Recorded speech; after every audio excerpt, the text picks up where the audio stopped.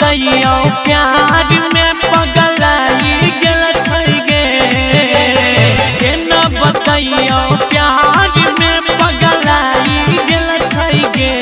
ता छौरा भाई बन के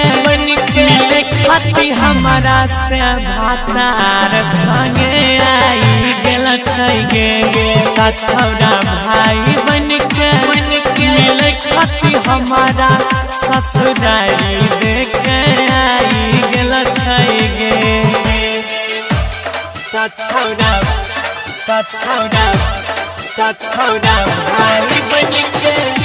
मिले खाती हमारा से भातार संगे आई गेल छै गे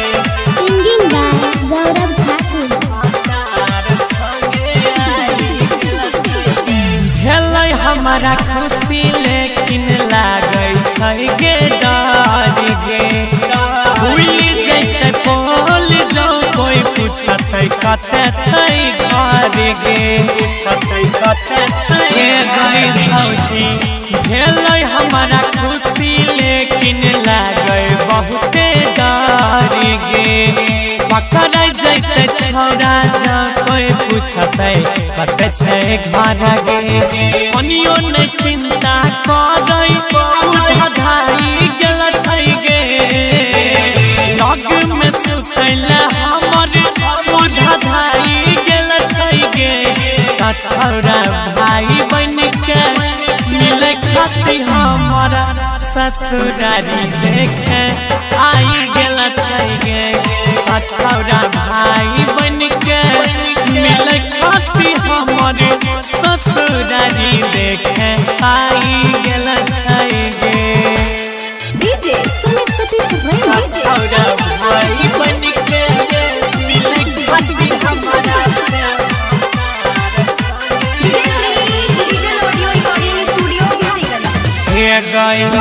कहै में भैया हमारा लागे बारी लाजा केतना बेर कुआर में तोरा ले रहै खाधा भौजी के कहै में भैया हमारा लागे बारी लाजा केतना बेर कुआर में तोरा में रहै खाधा